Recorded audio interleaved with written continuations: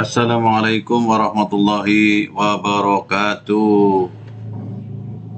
Guys, kabarnya gimana? Sehat? Semoga kabarnya sehat selalu ya. Bertemu kembali dengan saya Riro Plautobat dari SMK Negeri 1 Pelabuhan Ratu.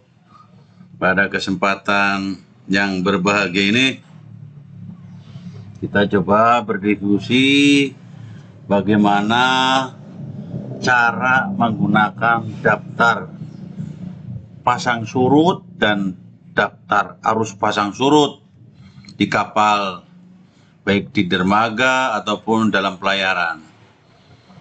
Ini merupakan materi bagian dari publikasi navigasi yang harus diselesaikan oleh para taruna dengan program keahlian nautika. Oke guys, seperti biasa, jangan lupa mohon subscribe, like, share, dan komen untuk perbaikan video ini. Oke, kita mulai tentang daftar pasang surut dan arus pasang surut. Mungkin pada pertemuan tahap pertama ini kita akan berdiskusi sampai di pasang surut saja guys ya. Oke. Sebelum kita ke materi, kita ke analogi guys. Karena ada beberapa taruna yang masih belum mengerti betul tentang pasang surut air laut. Ya, kita coba kasih studi kasus. Pada gambar ini, cat datumnya 5 meter guys. Ya, ini 5 meter nih. Cat datum itu berarti kedalaman yang terada di peta laut. Jadi untuk lokasi ini, di peta laut kedalamannya 5 meter. Andai kata terjadi pasang setinggi 2,8 meter, maka tinggi permukaan air jadi berapa guys? Berarti cat datum yang di peta laut ditambah dengan pasangnya kan, ketemunya 7,8 meter. Jadi tinggi permukaan lautnya 7,8. Kemudian next berikutnya, kalau ada kalimat ya, surutnya 0,6. Surut 0,6. Nah, ini beberapa taruna masih belum ngerti. Ya. Kalau surutnya plus positif 0,6 masih tetap berada di atas cat datum, di atas kedalaman perairan yang tertera di peta laut. Sehingga berapa tinggi permukaan air lautnya? Berarti 5 ditambah 0,6. Jadi 5,6 meter. Tapi kebanyakan ada beberapa taruna yang kalau tinggi permukaan lautnya berapa jika cat datumnya 5 meter, misalkan surut air lautnya 0,6 meter.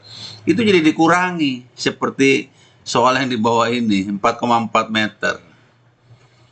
Ya, padahal walaupun surut tapi tandanya dia plus, artinya masih berada di atas permukaan laut yang sesuai dengan cat datumnya. Begitu.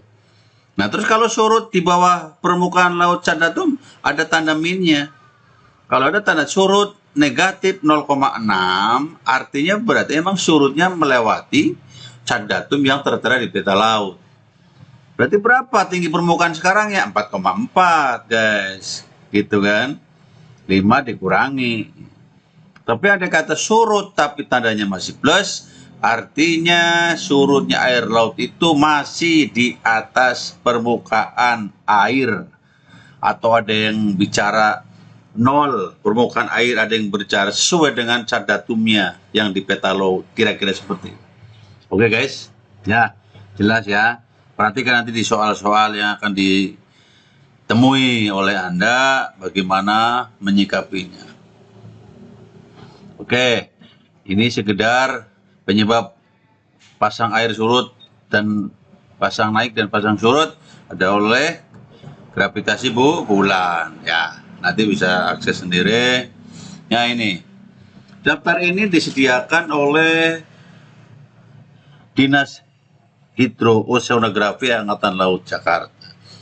Ya, jadi hak patennya oleh Dinas Hidros TNI Angkatan Laut.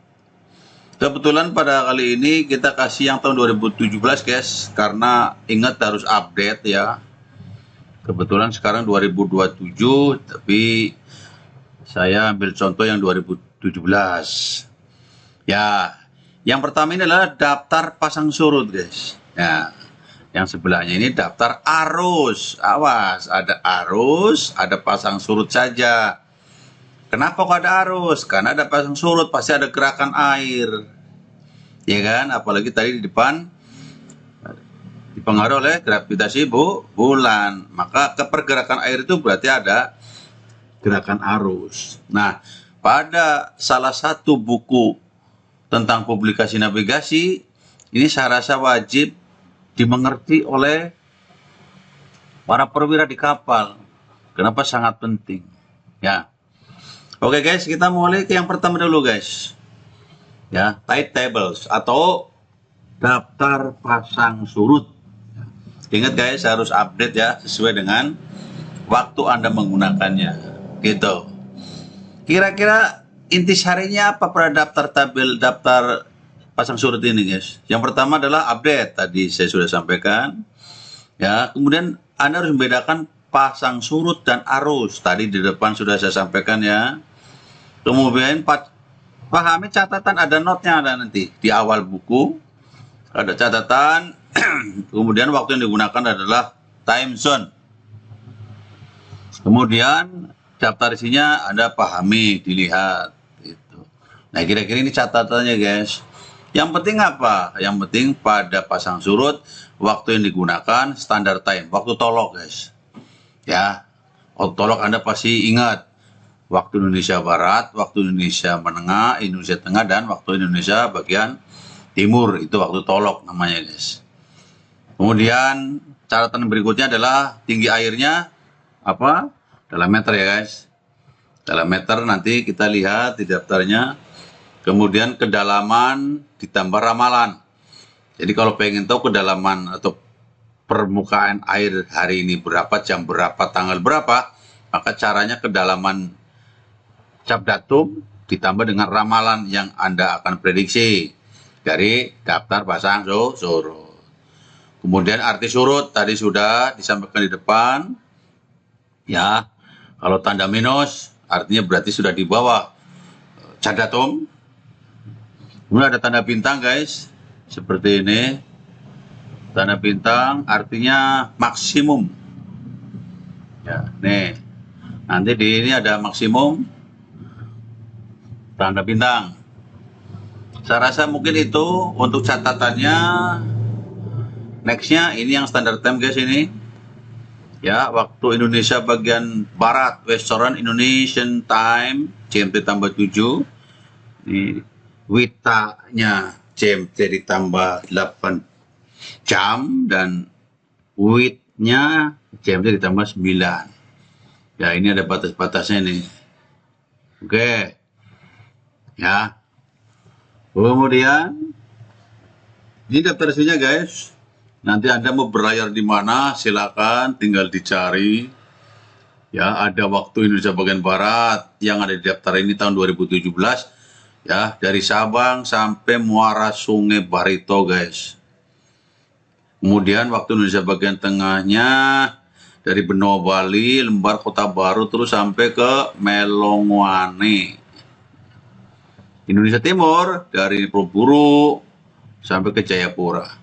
Tinggal kapal Anda berlayar di mana Anda akses di daftar isi, cari halamannya, buka. Ya, gitu. Oke guys, kita ambil contoh saja guys, contoh di Siberut. Ya, kita ambil contoh Siberut. Jadi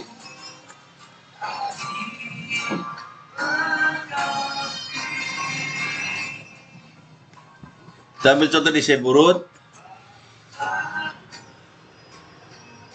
Lintangnya 013550 detik selatan guys ini. Bujurnya 99 12 menit 37 timur. Ya. Ini untuk posisi Siberut, jadi sekitar itu. Karena Siberut ada di WIB, waktu Indonesia bagian barat, maka tinggal GMT ditambah 7 jam. Oke guys, lokasi koordinat waktunya, ini Siberutnya, bulannya, jadi daftarnya seperti ini guys. Ya, ini bulan Januari 2017, Februari 2017, dan seterusnya sampai Desember. Yang bagian atas guys, ini terlihat jam, ya. Ini jam 1, 2, 3, 4, terus sampai 24 guys. Ya. Sedangkan yang sisi kirinya, ini adalah tanggal. Tanggal 1, tanggal 2, terus sampai tanggal 31. Jadi untuk Januari, tanggalnya sampai 31. Anda nanti bisa lihat pasang air laut di lokasi Siberut, misalkan, ya. Kemudian di tanggal berapa, di pukul berapa, maka akan terlihat di situ. Kira-kira seperti guys, ya. Nanti Anda harus bisa menentukan nilai pasutnya berapa. Terus yang tertingginya, yang maksimalnya berapa, pasang tertinggi dan surut terendahnya berapa. Kita lihat nanti ya. Nah, kira-kira ini Pulau Siberutnya guys. Jadi sekitar perairan sini, kalau Anda berlayar atau mau lewat sini, maka Anda bisa menggunakan daftar pasang surut yang tadi itu ya. Tinggal bulan dan tanggalnya serta waktunya Anda bisa dipakai. Oke guys, saya perkecil supaya bisa ini. Ini pulaunya. Nah, salah satu contoh. Misalkan tanggal 16 guys. Ya. Maka coba kita bisa lihat. Tanggal 16 pukul 1.0. Ya. Pukul 2 1,1. Oh. Pukul 3 1,1. Ada bintang guys. Oh, berarti ini naik ini berarti pasang ini. Kan begitu. Ya, pasangnya berarti maksimal ini 1,1 di pukul 3 dini hari. Ya, harus bisa dideteksi pasang apa surutnya. Kemudian jam 4-nya berapa guys? Jam 4-nya 1,0. Ya guys. Kemudian jam 5-nya 0,9. Oh, berarti ini turun, berarti ini surut berarti ya. Jam 6-nya 0,7. Jam 7-nya 0, terus sampai surut terendahnya di pukul 9. 0,4 meter. Ya. Jadi nanti contoh kalau misalkan di Cadatum Anda, di kapal Anda di situ kedalamannya misalkan 10 meter pada tanggal 16 pukul 9, maka berapa tinggi permukaannya? 10 ditambah 0,4 berarti 10,4 meter. Begitu guys. Ya. Kalau pada jam 4 kira-kira tinggal tambahin saja dengan 1,0 berarti 11 meter. Gitu. Awas. Harus paham ini supaya kapal Anda tidak kandas. Ya. Kalau udah kandas repot. Oke. Pukul 10 masih 0,4, 11-nya naik, ya kan? Terus 12-nya 0,6, jam 13-nya, jam 1 siangnya 0,7 naik guys ya. Berarti ke maksimumnya 0,9. Ya, ini pasang pada tanggal 5 pada jam 15, tanggal 16 0,9. Yang maksimum tadi di 1,1. Jam 3, guys. Ya. Dan seterusnya nih. Surut lagi 0,5, 0,4 naik. Supaya mudah, Anda bisa buat grafik guys. Tuh. Ya, jam 1 meter. Kemudian jam 2-nya 1,1 naik nih. Pasang maksimum, ya kan? 1,1 turun lagi nih jam 4 jadi 1 meter. 0,9 turun surut lagi nih. sampai di jam 10 pasang lagi. Pasang maksimumnya sampai di jam 15 0,9. Surut lagi sampai ke 0,4 pasang lagi. Ya. Jadi kalau Anda tidak bisa menentukan mana surut mana pasangnya, Anda bisa membuat grafiknya seperti ini, gampang. Nah, ternyata nggak ada yang minus kan? Berarti kalau nggak ada yang minus, ini semuanya baik pasang maupun surut, ini masih di atas permukaan cat datum. Jadi nanti kedalaman perairan ditambah, walaupun surut tetap ditambah. Tinggi permukaan airnya sekian, gitu. Jelas ya guys? Jangan sampai dikurangi. Oke guys, kita coba latihan soal sedikit. Tentukan besarnya pasang atau surut pada tanggal 16 September pukul 5.10 menit lokal time, jam setempat. Jadi jam 5 lebih 10 itu berarti surut sama pasang. Terus berapa nilainya? Anda bisa gunakan, bisa hitung dengan cara model interpolasi. Ya, mungkin di materi IP Anda sudah pernah belajar, caranya sama, basically-nya seperti itu. Kita lihat daftarnya. Ini daftarnya saya perkecil ya. Tanggal 16 ini guys. Ya. Oke, tanggal 16 jam 5.10 menit. Aduh, pan didaftarkan nggak ada jam 5.10 menit. Ada juga jam 5 sama jam 6. Nah, makanya Anda bisa melakukan interpolasi. Jam 5 ketemunya nilai berapa? 0,9 guys. Ya kan? Berarti jam 5 LT sama dengan 0,9. Jelas. Ini interpolasinya, sama caranya interpolasinya. Kemudian pukul 6 berapa ketemunya guys? 0,7. Ya, tulis 0,7. Oke, selisihnya interpolasi jam 5 sama jam 6 1 jam, atau kalau rubah ke menit 60 menit. Jam 5 ke 5.10 bedanya 10 menit. Betul nggak guys? Terus dari 0,9 sampai 0,7 bedanya 0,2. Maka interpolasinya perhitungannya 10 kali 0,2 dibagi 60. Nah ini. Ketemunya 2 dibagi 60, 0,003. Dibuletin jadi 0,03 meter. Berarti tambahkan 0,03 dengan 0,9. Ya, atau dikurangi. Terus dikurangi apa ditambah? Lihat, datanya semakin tinggi apa semakin besar nilainya. Jam 5 ketemu 9, 0,9. Jam 6-nya ketemu 0,7. Berarti semakin kecil. Kalau semakin kecil berarti dikurangi. Maka 0,9 dikurangi 0,03 ketemu 0,87 meter. Terus keadaannya bagaimana? Keadaannya surut. Karena semakin kecil. Ya kan? Jadi pada pukul 5.10 menit, tinggi air laut 0,87 meter. Karena kondisinya cenderung surut sebesar 0,03 meter atau 3 cm. Ya, dari jam 5 ke jam 5.10 menit, itu surutnya 3 cm. Anda bisa menghitung seperti itu. Jelas ya? Ini interpolasinya. Misalkan ditanya, jadi kalau kapal saya kira-kira mau masuk sungai, mau masuk pelabuhannya jam 5.10 menit bagaimana? Bisa dihitung. Ya, karena di daftarnya cuma jam 5, jam 6, dan seterusnya. Nggak ada menitnya. Oke guys. Ya, kira-kira gitu. Kemudian ada studi kasus. Coba dikasih kasus. Kalau Anda seorang kapten kontainer, ya, motor vessel CMA CGM, ini kapal-kapal besar ini, ya, kontainer besar, Jacuzite, yang membawa muatan overloading sehingga syarat kapalnya 11. Ini segera contoh guys ya. Syarat kapalnya 11,5, UKC-nya 0,4. Awas, UKC itu apa itu? Under keel clearance, ya.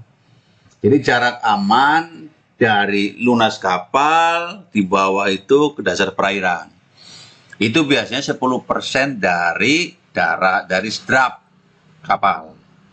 Ya, biasanya seperti itu. Nah, kalau syarat kapalnya drapnya 11,5, UKC-nya 0,4 meter. Berarti kalau begitu supaya aman berarti 11 tambah 5, 11,5 ditambah 0,4. Ya. Kenapa UKC? Karena ada putaran propeller supaya ada setting kedalaman perairan terhadap dasar perairan. Pada hari itu kira-kira tanggal 3 Januari 2007 pukul 2.30. Ceritanya kapal Anda sedang berlabuh di timur laut Pulau Siloina, menunggu perintah untuk bongkar muat di pelabuhan Kubau Besar yang akan melewati Teluk Takaturei. Lihat peta laut ya. Ternyata Anda diperintahkan oleh pimpinan perusahaan harus masuk ke Teluk Katurei pada pukul 05. Misalkan seperti itu. Di pagi itu. Jadi kapal Anda kapal Anda anchor ya di timur laut Pulau Siloina pukul 2:30. Anda suruh masuk, ya mungkin harap segera bongkar muat mungkin di situ, kira-kira seperti itu. Maka apakah Anda akan memenuhi perintah ya atau tidak? Berikan alasan. Nah, kira-kira gitu. Nah, ini Pulau Seberutnya bro, ya. Nah, kira-kira peta ini saya perkecil inset dari sini bro. Nah, dari sini nih, ya. Oke. Nah, dari sini guys. Ya. Bayangkan. Ini Pulau Siloina. Kapal Anda lagi anchor di timur laut Pulau Siloina. Kedalamannya, cat datumnya Anda bisa lihat. 23. Ya, 34. Masih dalam. Anda harus bongkar muat di mana? Di Kebo Baru, di sini. Kalau mau bongkar muat di sini, Anda harus lewat Teluk Katurei. Ini nih. Dimana cat datumnya hampir semuanya 11 ya 11 semua. Drap kapal kamu berapa tadi? 11, berapa? 11,5 ya. Kalau ditambah UKC masih dalam. Kedalamannya 11. Udah jelas nggak bisa masuk, kan begitu. Ya, maka kira-kira Anda harus berbuat apa? Silakan Anda buka daftar pasang surutnya, kan begitu. Pada tahun tertentu buka. Kenapa ini soalnya tahun 2017 buka. Ya, daftar pasang surutnya tahun 2017. Misalkan Siberut, bulan Januari, ini bulan Januari guys. Ya. Tanggal 3 April, tadi kan tanggal 3 April soalnya guys. Anda jam 2.30 sini sudah nyampe nih. Anda suruh masuk jam 5. Perintah dari bos. Jam 5 dilihat berapa? 0,3 guys. Ya. Kalau 0,3 ditambah cat datum tadi di peta 11, berarti dapatnya berapa guys? Dapatnya 11,3 meter. Betul nggak? Padahal tinggi air minimum supaya tidak kandas, syaratnya drap ditambah UKC. Drapnya 11,5 ditambah under kill clearance-nya 0,4 berarti 11,9. Kedalaman air harus lebih besar dari ini guys, betul nggak? Supaya kapal nggak kandas. Sedangkan kalau Anda masuk jam 5 setelah lihat daftar surut, ketemunya 0,3 jam 5 ditambah cat datumnya 11, maka 11,3 ya kandas. Ya nggak? Drap sama UKC Anda 11,9, sedangkan kapal kedalamannya 11,3 perairan. Ya tidak akan kandas. Berarti perintahnya bagaimana? Perintahnya tidak akan dilaksanakan, kan begitu kira-kira. Dengan alasan Anda jelaskan alasannya. Maka terus jam berapa Anda akan harus masuk Teluk Katurei? Silakan dicek lagi. Kalau jam 6, 0,5 nambahnya. Jam 7, 0,7. Jam 8, 0,9. Oh, harus 0,9. Dari mana tahu? Nilai pasut, tinggi air minimum dikurangi dalamnya air di peta laut, cat datum. Ya, tinggi airnya 11,9. Tadi dari sini nih supaya nggak kandas kan. Dikurangi 11, berarti 0,9 meter. Berarti Anda bisa selamat memasukin Teluk Katurai apabila tinggi airnya 0,9 meter yang sekarang, tinggal ditambah cadatu. Gitu. Kenapa? Kalau 0,9 pasti Anda bisa lewat. Di mana yang 0,9? Ada di jam 8. Ya, berarti Anda bisa masuk Teluk itu untuk melakukan bongkar muat di Pulau Kubo besar. Maka mulai jam 9 boleh masuk. Gitu. Tapi kalau supaya lebih aman harusnya emang lebih tinggi lagi dalamnya air. Mungkin di jam 9. Ya, jam 9 berarti lebih. 11 ditambah 1, 12. 12 meter. Sedangkan drop yang tidak kandas 11,9. Boleh jam 8. Jam 9 maksudnya. Tapi kalau jam 8 pas. Ya, saya rasa ini tidak diizinkan lah. Cuma yang jelas Anda bisa selamat. Kemudian jam 10 sama 1,0. Berarti bisa juga. Jam 11 bisa. Jam 12 ya sudah 0,8, sudah nggak akan bisa. Berarti peluang Anda memasuki Teluk Katurai hanya mulai jam efektifnya jam 9 sampai jam 11. Gitu, ya Kak? Jam 9 sampai jam 11 ini nih guys. Segera memasuki Teluk itu, jangan sampai lewat. Kalau lewat lagi jam 12, maka akan surut lagi, kapal Anda akan kandas di situ. Nah, ini permainan begini harus dimiliki oleh seorang perwira. Kalau enggak bahaya. Ya. Terus ada solusi lain? Ada. Solusinya di tanggal jam berapa? Boleh di jam 19 ini. Ya. Tapi bicaranya efektif efisien. Kalau masuk Teluk Katurai jam 19, berapa jam nunggunya? Itu visi perlu waktu yang efektif. Malah nanti jam 9 malam 1,2 pasangnya, jam 10 malam jam 22 1,2, berarti 1,2 ditambah 11 12,2, ya kan? Tinggi air yang minimumnya 11,9. Wah, santuy itu. Ya, itu kira-kira. Jadi Anda bisa memberikan alasannya seperti apa. Walaupun diperintahkan pukul 5, tapi setelah dihitung dengan daftar kayaknya nggak masuk, kapal akan kandas, jangan dipaksa. Karena bos Anda tidak tahu mungkin di lapangan. Ya, taunya beres, barang muatan beres, aman, kan begitu.